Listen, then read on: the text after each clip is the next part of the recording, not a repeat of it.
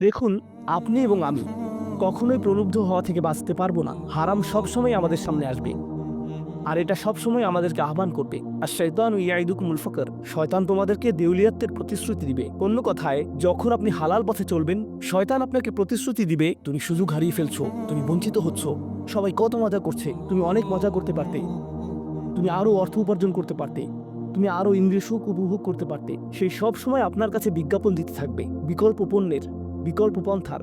নিজের কামনাকে চরিতার্থ করার কিছু যায় আসে না যে কতটুকু কোরআন মুখস্থ করেছেন, কিছুই যায় আসে না যে কি পরিমাণ তাহাজ্জুদ আপনি পড়েছেন। এগুলো কোনোটাতেই আসে যায় না। শয়তান থামবে না। দিন শেষে আপনি তো একজন মানুষই। দিন শেষে কামনা বাসনাগুলো আপনার মাঝে থাকবে, আর শয়তান থামবে না, সে আপনার পেছনে লেগেই থাকবে। শয়তানের একটা কৌশল আল্লাহ বর্ণনা করেছেন।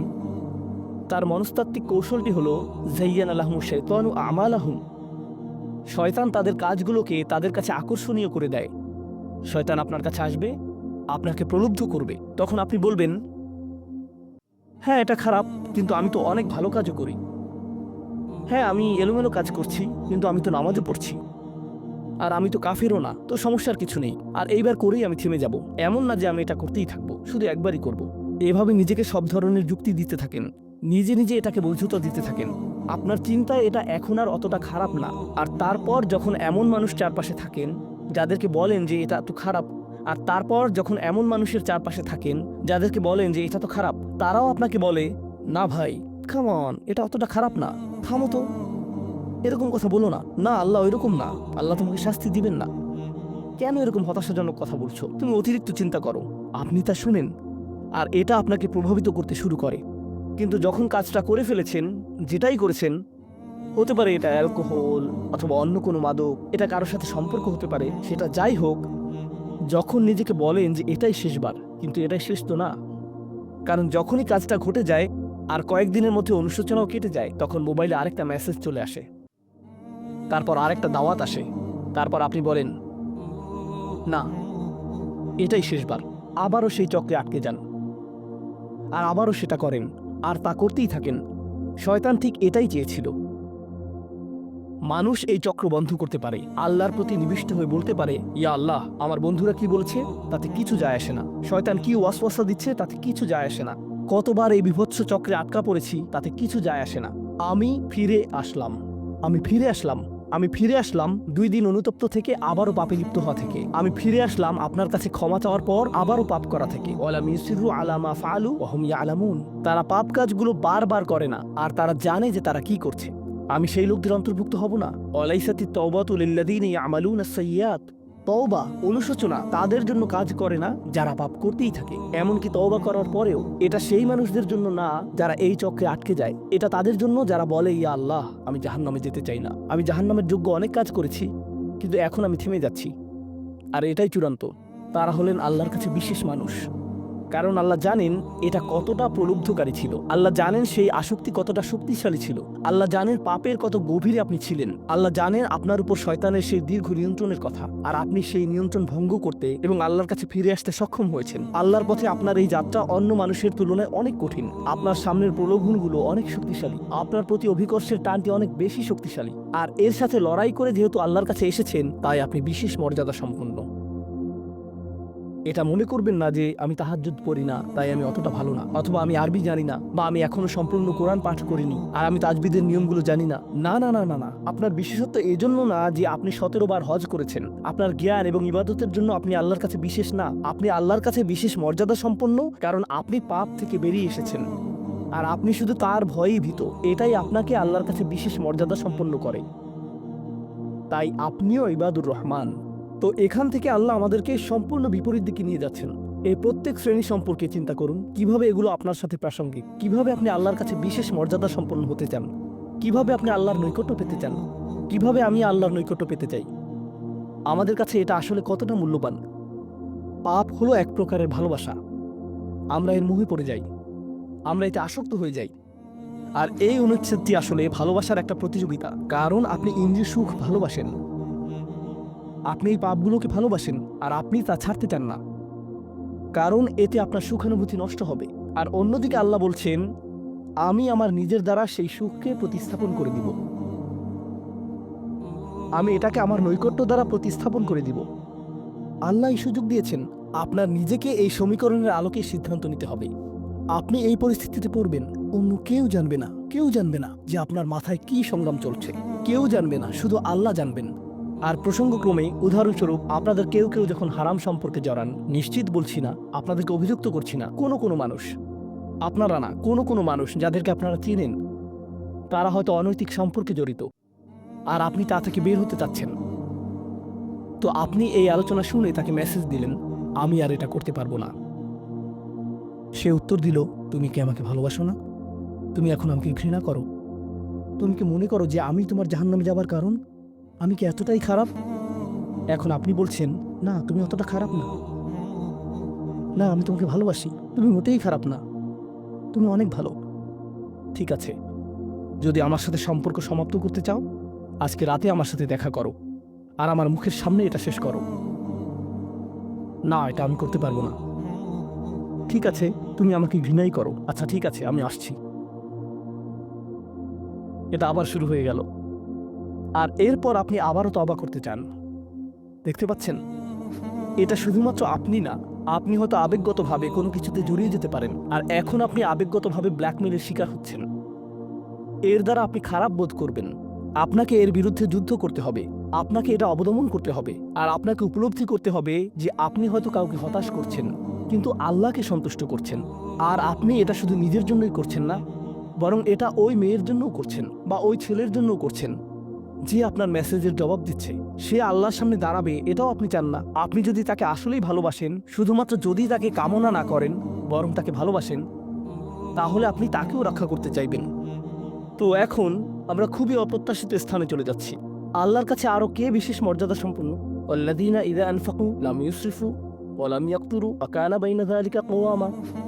এই মানুষেরা যখন তারা অর্থ ব্যয় করে, তারা সকল অর্থ উড়িয়ে দেন না, তারা অতিরিক্ত খরচ করেন না, আর তারা কৃপণও নয়। তারা অনেক বেশি খরচ করেন না, আর তারা অনেক কমও খরচ করেন না। তাদের বাজেট ভারসাম্যপূর্ণ। বাজেটের সাথে আল্লাহর নৈকট্যের সম্পর্ক কি? সম্পর্ক রয়েছে, কারণ আল্লাযীনা ফি আমওয়ালিহিম হাক্কুন মালুম, তাদের অর্থে অন্যদের অধিকার রয়েছে যা সুবিদিত। আপনার পিতামাতার অর্থনৈতিক সহায়তা প্রয়োজন, আপনার সন্তান, আপনার ভাই বোন, আপনার স্ত্রীর প্রয়োজন, এমন অনেক ক্ষেত্র রয়েছে যার জন্য আপনার অর্থ প্রয়োজন। কিন্তু যখন আপনি প্রয়োজনহীন জিনিসে আসক্ত হয়ে পড়েন, আর আপনার অর্থ যখন ব্যয় হয় সিনেমার পর সিনেমা, সিনেমার পর সিনেমায়, সাবস্ক্রিপশনের পর সাবস্ক্রিপশনে, গেমের পর গেম, এরপর গেমে, গাড়ির জন্য নতুন যন্ত্রাংশ কেনার পেছনে, যে চাকা দেখতে উল্টো দিকে ঘূর্ণায়মান, তার প্রয়োজন আপনার নেই। সেগুলো আপনি দেখবেন না যখন আপনি গাড়ি চালাবেন, সেটা অন্য কেউ দেখবে। এগুলো ঘুরবে অন্য কারোর জন্য, আপনার জন্য না। যন্ত্রাংশ অথবা ডিভাইস। আপনি নতুন আইফোন ছাড়াও বেঁচে থাকবেন, এতে কোনো ক্ষতি হবে না।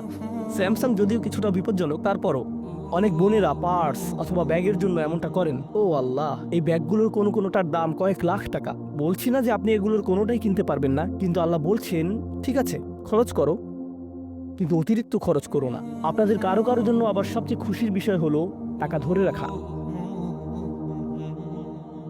স্ত্রীকে সাথে নিয়ে সুপার শপে গিয়েছেন, তিনি এক প্যাকেট দুধ নিলেন। আমাদেরকে এত বেশি দুধ প্রয়োজন, ছোট প্যাকেট নিতে পারো না? ডিসকাউন্টের জন্য অপেক্ষা করতে পারো না? এটা দুধ, এটা ডিম, এগুলো নিয়ে কৃপণতা না করলে হয় না? এমন মানুষ রয়েছে যারা প্রাপ্য মানুষদের টাকা ধরে রাখে। আপনার সন্তানদের অর্থ প্রয়োজন, তাদের চলার জন্য কিছুটা পকেট খরচ প্রয়োজন, আপনার স্ত্রীর কিছুটা অর্থ প্রয়োজন। যদি তিনি গৃহ ব্যবস্থাপনার দায়িত্বে থাকেন, আর তিনি নিজে উপার্জন না করেন, আর তিনি আপনার কাছে বলেন আমি কি 500 টাকা পেতে পারি? কিসের জন্য তোমার টাকা প্রয়োজন? আমাকে সম্পূর্ণ প্রতিবেদন প্রদান করবে, সকল রিসিট দেখাবে। দাঁড়ান, 1 মিনিট থামুন। এটা লাম ইয়াকতুরু, এটা আপনার জন্য চ্যালেঞ্জ হতে পারে। আপনি যদি আল্লাহর নৈকট্য লাভ করতে চান, আপনার পরিবারের খাবারের প্রসঙ্গ আসলে তাদেরকে জঞ্জালের মতো বিবেচনা করবেন না। আপনার জন্য সর্বোত্তম খরচের খাত হলো আপনার পরিবার। নিজের পরিবারের সাথে এরকম খারাপ আচরণ করবেন না, কিন্তু অতিরিক্ত খরচও করবেন না। অন্যরা এমন আছে যারা টাকা উড়ায়। আল্লাহ হয়তো আপনাকে কিছুটা অর্থ দিয়েছেন, আর আপনি আপনার 16 বছরের সন্তানকে BMW কিনে দিলেন যাতে সে রাস্তার পাশে লাগিয়ে দিয়ে অ্যাক্সিডেন্ট করতে পারে, আর তারপর তাকে আরেকটা কিনে দিলেন। না না না, আপনি এমনটাও করতে পারবেন না। লাম ইউসরিফু ওয়া লাম ইয়াকতুরু ওয়া কানা বাইনা যালিকা কওয়ামা। তারা একটি ন্যায্য ভারসাম্যপূর্ণ পন্থা অবলম্বন করে এই দুই অবস্থার মাঝে অবস্থানের জন্য। পরবর্তী গুণটি আমার প্রিয়, মনোযোগ দিয়ে শুনুন। এরা সবাই একটি শ্রেণী, والذين لا يدعون مع الله إلها آخر ولا يقتلون النفس التي حرم الله إلا بالحق ولا يزنون ومن يفعل ذلك يلقى أثاما। তারা আল্লাহর পাশাপাশি অন্য কোনো উপাস্যের কাছে প্রার্থনা করে না, আর আল্লাহর পাশাপাশি অন্য কোনো উপাস্যের কাছে প্রার্থনা না করা অবস্থায় তারা কাউকে হত্যা করে না এবং তারা ব্যভিচারে লিপ্ত হয় না। তিনটি বিষয়, তারা আল্লাহ ছাড়া কারো কাছে প্রার্থনা করে না, এর সাথে রয়েছে তারা হত্যা করে না এবং তারা ব্যভিচার করে না। তিনটি বিষয় একসাথে, তিনটি বিষয় একসাথে। এটা তো অসাধারণ কোনো অর্জন নয়। কেউ বলতে পারে যে হ্যাঁ, আমি তো তালিকায় এসে পড়েছি, আমি কাউকে হত্যা করিনি। কিন্তু জানেন কেন এটা বৈশিষ্ট্যসূচক? কারণ এই বিষয়গুলো খুবই প্রাথমিক স্তরের, তাই না? অন্য অনেক কবিরা গুনাহ রয়েছে, কিন্তু আল্লাহ বলছেন যে তোমরা আল্লাহর কাছে বিশেষ মর্যাদার অধিকারী হতে পারবে যদি তোমরা শুধু এটুকু করো। কেন এটা বিশেষ মর্যাদাপূর্ণ? মক্কার মানুষদের কথা চিন্তা করুন, সেই সমাজের কথা চিন্তা করুন যার মাঝে কোরআন এসেছিল। সেই মানুষগুলো হাজার বছর ধরে শিরকে লিপ্ত ছিল। হত্যা তাদের কাছে সাধারণ বিষয় পরিণত হয়েছিল, জিনা কোনো বিষয়ই ছিল না। আর এগুলো বড় বিষয় ছিল না তাদের পূর্বপুরুষ অথবা তাদের পূর্বপুরুষ অথবা তাদের পূর্বপুরুষের কাছে। এগুলো ছিল জীবনেরই অংশ। জীবন ছিল গ্যাংস্টারের মতো। আর যখন তারা এই সকল কিছু ছেড়ে আল্লাহর কাছে আসলো, তাদের পরিবারকে বলেছিল যে ও তুমি তো এখন মুসলিম, কংগ্রাচুলেশনস। তাদেরকে সকল ধরনের বিভৎস অভিজ্ঞতার সম্মুখীন হতে হয়েছিল, তাদের প্রিয় মানুষদের কাছ থেকে, তাদের সমাজ থেকে, তাদের বন্ধু বান্ধবদের কাছ থেকে, কারণ তারা সেই অপরাধগুলো ত্যাগ করেছিলেন, তাই না? কিছু মানুষের জন্য শুধুমাত্র ঈমান গ্রহণ করা, শুধুমাত্র অপরাধী জীবন থেকে বেরিয়ে আসা, শুধুমাত্র জিনা থেকে বেরিয়ে আসা ছিল এতটাই বড়। আপনারা যারা সম্মানিত পরিবারে বেড়ে উঠেছেন, পরিশুদ্ধ পরিবেশের মাঝে ছিলেন, আপনার জন্য সেই ধরনের বিপত্তিতে না পড়াটা সহজ অথবা সহজতর। এখনকার সময়ে যে কোনো কিছুই সহজ, কিন্তু আপনাদের যারা অমুসলিম অবস্থা থেকে এসেছেন, আপনি চারপাশে অপরাধ সংঘটিত হতে দেখেছেন, আপনি চারপাশে মাদকের আসর দেখেছেন, আপনি চারপাশে নারী লিপ্সা দেখেছেন, প্রত্যেক সাপ্তাহিক ছুটির দিনে ক্লাবে যেতেন, আর তারপর আপনি আল্লাহর পথে আসলেন, আপনি ঈমান গ্রহণ করলেন। সেই জীবন থেকে আপনার এই যাত্রাটি ছিল বিশাল এক যাত্রা, আর আল্লাহ এটা স্বীকার করেছেন এবং বলেছেন যে এটা বেশ বড় ব্যাপার যে কিছু মানুষ এমনটা করেছে। শুধু এই বিবেচনায় তারা বিশেষ মর্যাদাময়, তারা অন্য কিছু জানে না, তাদের ব্যাপক কোনো জ্ঞান নেই, কিন্তু মূল বিষয় হলো তারা আল্লাহর সন্তুষ্টির জন্য হিজরত করেছেন, তারা সেই বড় পাপগুলো থেকে আল্লাহর অভিমুখে যাত্রা করেছেন। এটা অবিশ্বাস্য। কিন্তু এই আয়াতগুলোতে আল্লাহর করুণা এখনো সমাপ্ত হয়নি। প্রথমত সেই তিনটি বিষয় যা আমি উল্লেখ করেছি, শিরক বা আল্লাহ সম্পর্কে অশ্রদ্ধা প্রদর্শন করা, হত্যা এবং ব্যভিচার, এগুলো অনেক বড় পাপ। তো আল্লাহ কি বলছেন? ইউদাআফ লাহুল আযাবু ইয়াওমাল কিয়ামা ওয়া ইয়াখলুদ ফীহি মুহানা। এমন মানুষের জন্য শাস্তি দ্বিগুণ করা হবে, আর তারা সেখানে থাকবে অপমানিত অবস্থায়। এই পাপগুলো আল্লাহর কাছে ছোট বিষয় না, বিশেষত তিনটা পাপ একসাথে। কিন্তু প্রসঙ্গক্রমে সবচেয়ে খারাপ অপরাধ শিরক। সবচেয়ে খারাপ অপরাধের মধ্যে দ্বিতীয়টি হলো যখন আপনি একজন ব্যক্তিকে হত্যা করেন। এটা কাকে হত্যা করার সমতুল্য? গোটা মানবজাতিকে। এটা হলো দ্বিতীয় বৃহত্তম অপরাধ। আর তারপর তৃতীয় বৃহত্তম অপরাধ কোনটি? জিনা। এই তিনটি একসাথে এসেছে একটি আয়াতে।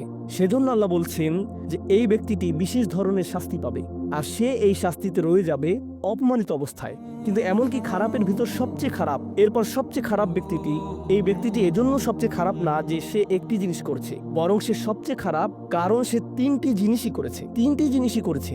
এটা জাহান্নামের হ্যাট্রিক অর্জনের মতো। আর সম্পর্কে আল্লাহ কি বলছেন? তিনি বলছেন ইল্লা মান তাবা ওয়া আমানা ওয়া আমিলা আমালান সলিহা। অর্থাৎ যে অনুতপ্ত হয়েছে, ঈমানের পথে ফিরে এসেছে এবং তখন থেকে ভালো কাজ শুরু করেছে, তার জন্য নিয়মের ব্যতিক্রম হবে। এটা উপলব্ধি করাটা গুরুত্বপূর্ণ।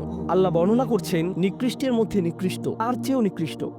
আর তারপর বলেছেন এমনকি সেই ব্যক্তির ক্ষেত্রেও যদি সে আমার কাছে ফিরে আসে, আমি তাকে শাস্তিতে নিক্ষেপ করব না। কিন্তু এতটুকু যথেষ্ট না।